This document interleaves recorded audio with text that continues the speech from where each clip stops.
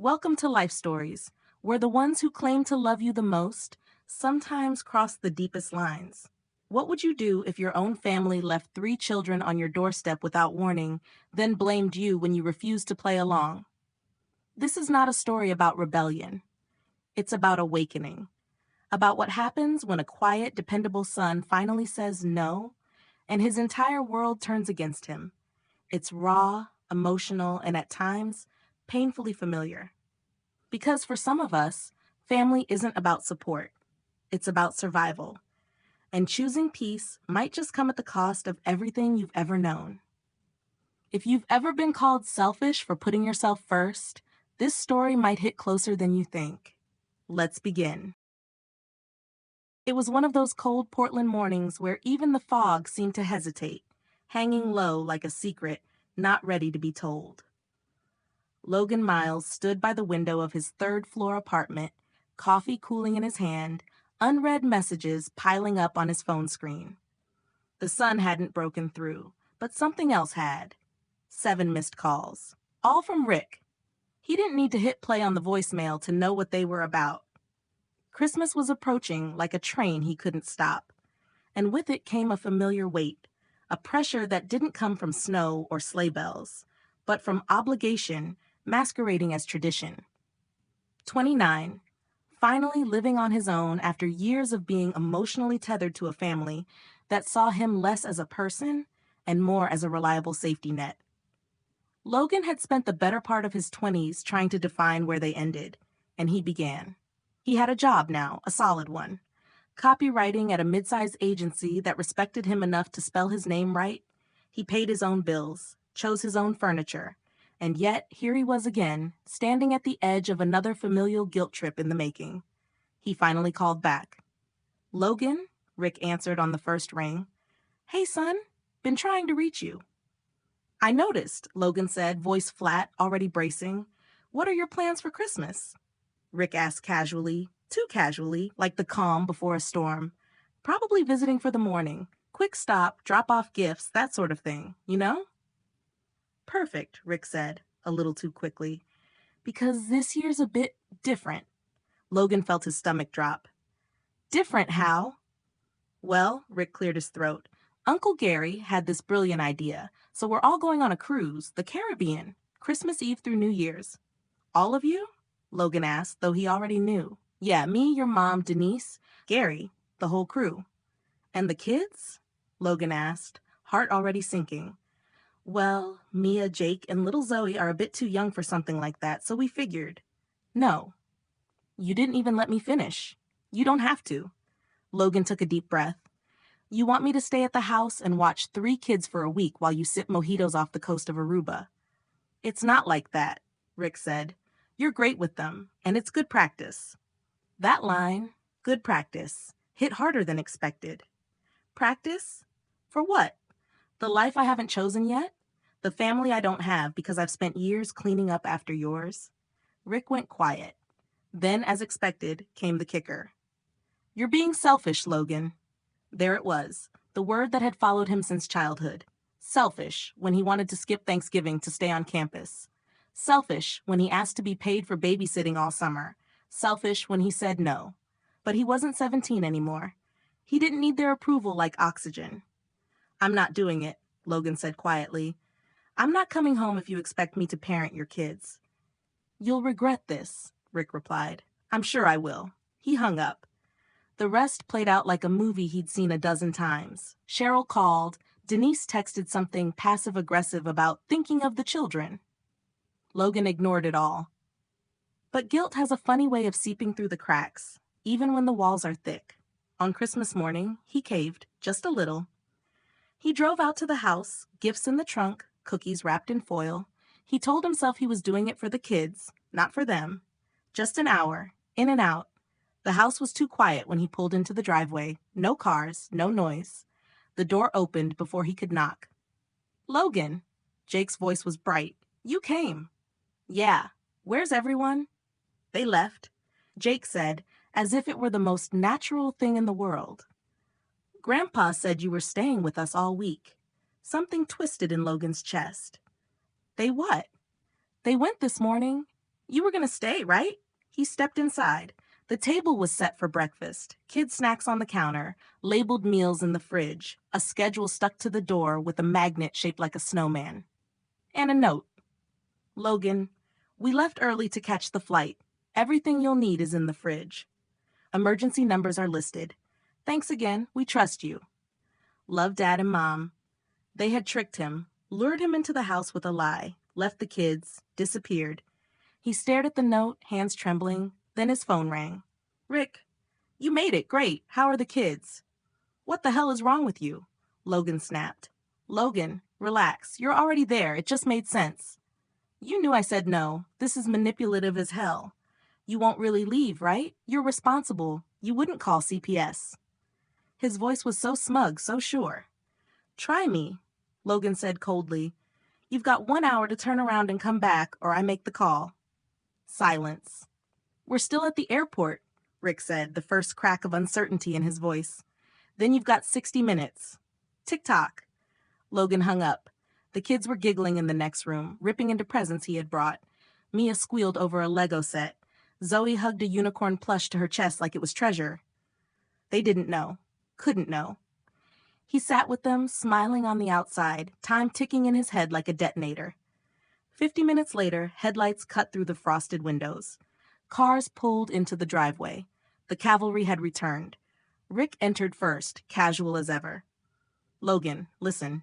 I don't need an explanation, Logan said, already grabbing his coat.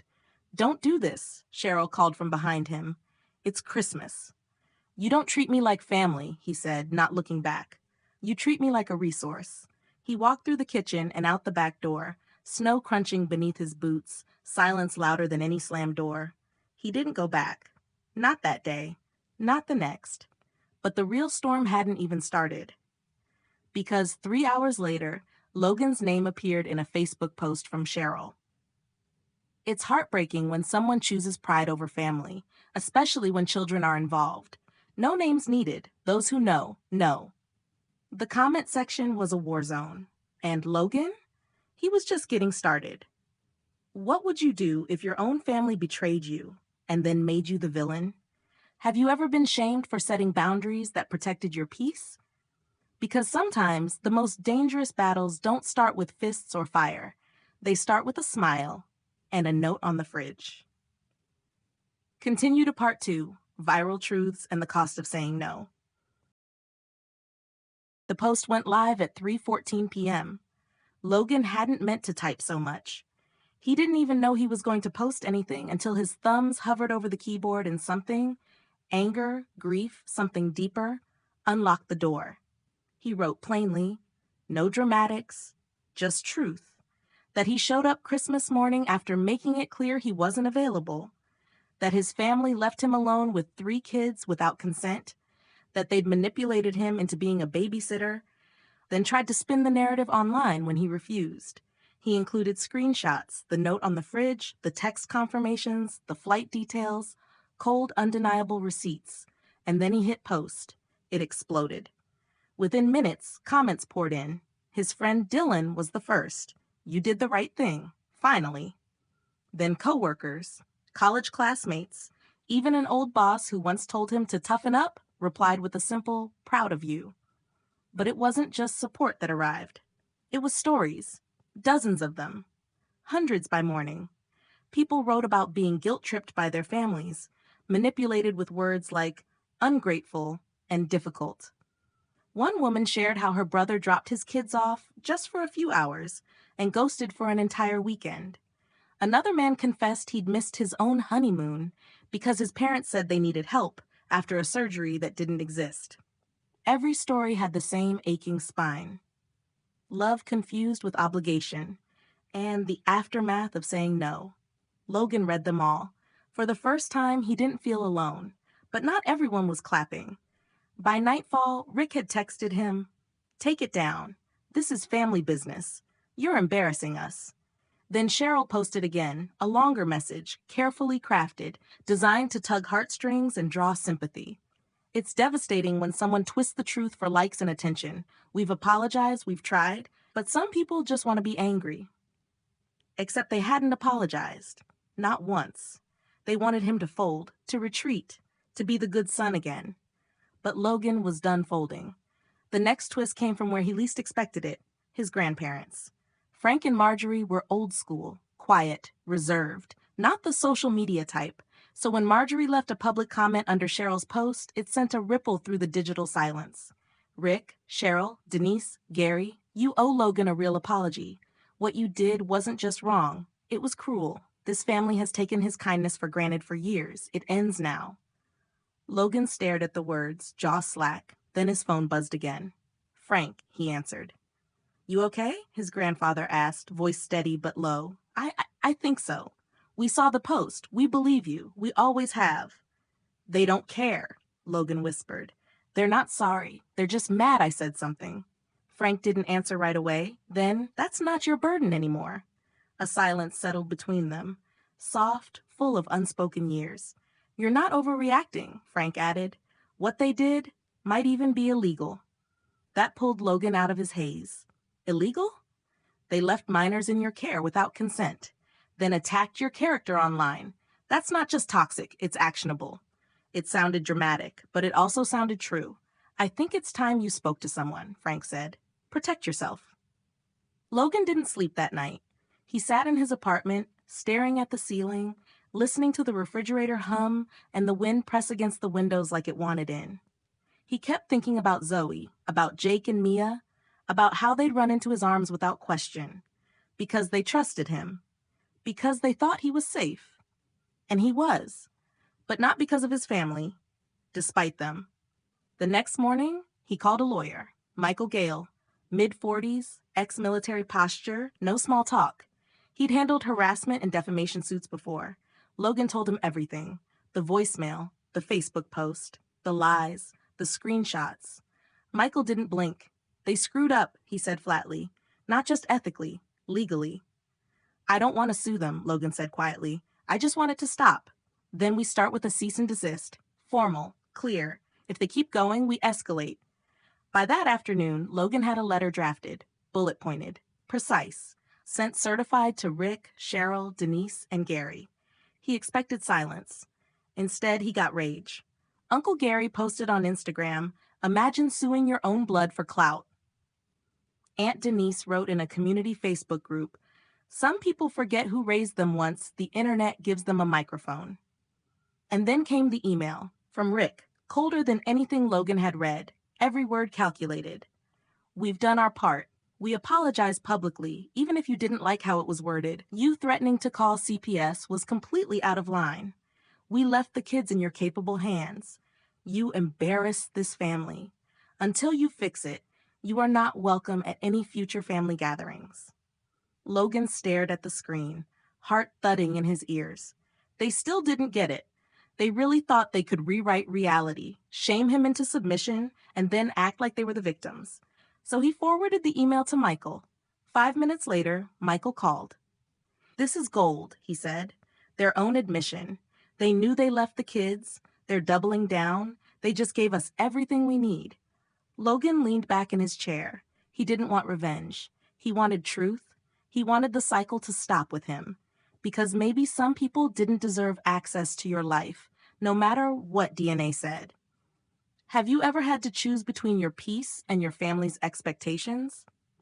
And if you did, would you be strong enough not to look back? Keep reading.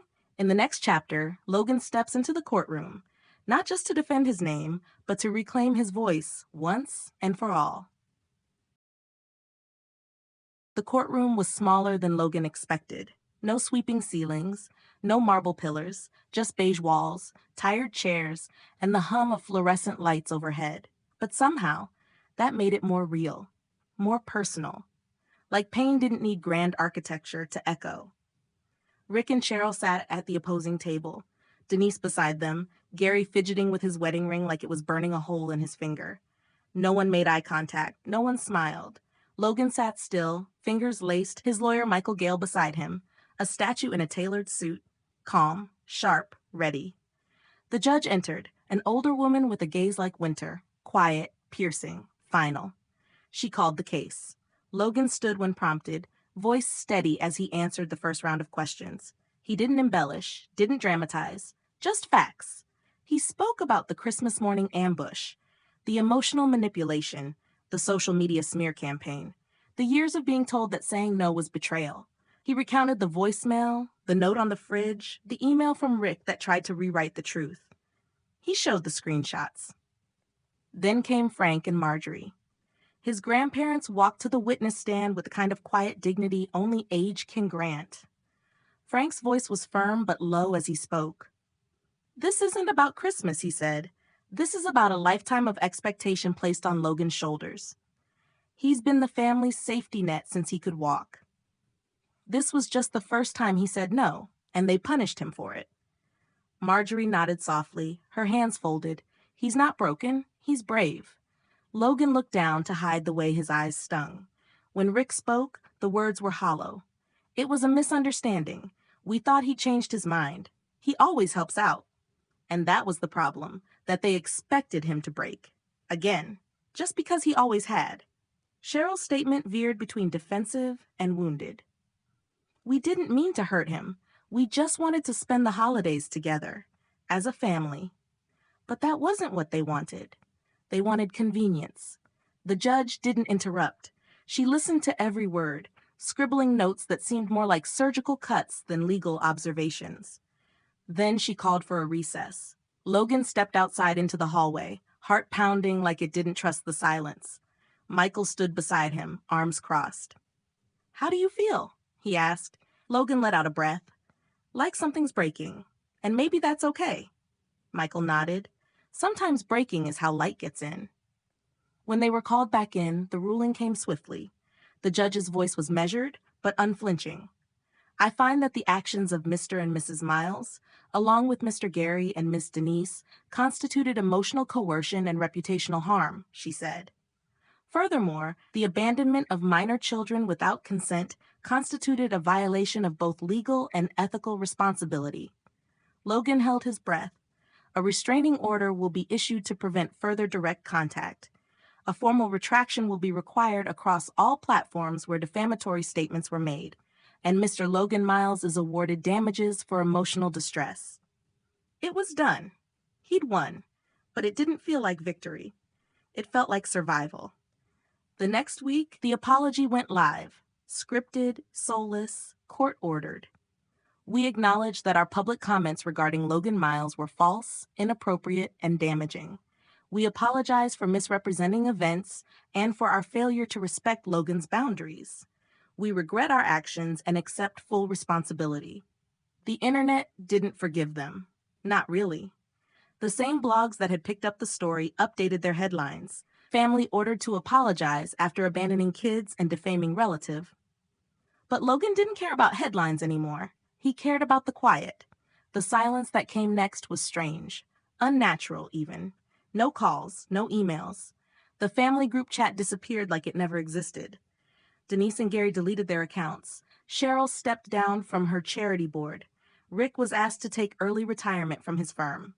The damage control machine sputtered, failed. But Logan didn't watch it burn. He turned away.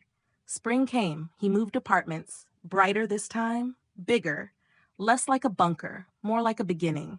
He put real furniture in it, hung photos on the wall, got a new coffee maker, one that actually kept the cup warm. Dylan came over most weekends. They talked, cooked, sat in silence without tension, just peace. Then one day there was a knock at the door. It was Jake. He was older now, 17, taller, nervous. "Hey," he said, hands in his hoodie pockets. "Can we talk?" Logan stepped aside. They sat in the kitchen, the same way they used to at the old house, only this time the air wasn't full of noise and obligation. Just a boy and a man trying to rebuild something honest. "I don't blame you," Jake said quietly. "I know what they did." Logan nodded, unsure of what to say. "I want to go to college near here," Jake continued. "I want to figure out who I am without them breathing down my neck." Something opened in Logan's chest. "You're always welcome," he said, "but you come as yourself, not as someone trying to fix their mess." Jake nodded. "That's all I want." Months passed. Jake did move in, helped around the house, took the bus to class. They didn't talk about the past much. They didn't have to. Mia and Zoe started visiting during the summers, quietly. Their parents didn't fight it. Maybe they knew they'd lost their grip. Maybe they just ran out of excuses. One evening, Logan sat on the porch, a book in his lap, the sound of Jake playing guitar from the other room. Frank called. "Just wanted to check in," he said. "I'm okay," Logan replied. "Actually, I'm good." "You've come a long way." "So have you," Logan said. "Thanks for standing up for me." Frank was quiet for a moment. "We should have done it sooner." Logan smiled. "Some things take time," he said, "but they still count." Years later, Logan would tell his own daughter, yes, he eventually had one, that love and obligation are not the same thing, that boundaries are not cruelty, that sometimes the family you come from isn't the one you grow with. He would teach her that her voice mattered, even when it shook, especially when it shook. And on quiet nights, when the world felt still and the air smelled like rain, he'd sit on the porch with a warm cup of coffee and remind himself of this. He didn't win by fighting them. He won by not becoming them. How did this story make you feel? Did it remind you of something you faced in your own life? If this story touched you, comment 100 below. Where in the world are you watching from? Don't forget to share this with someone who needs to hear it. Thank you for watching Life Stories.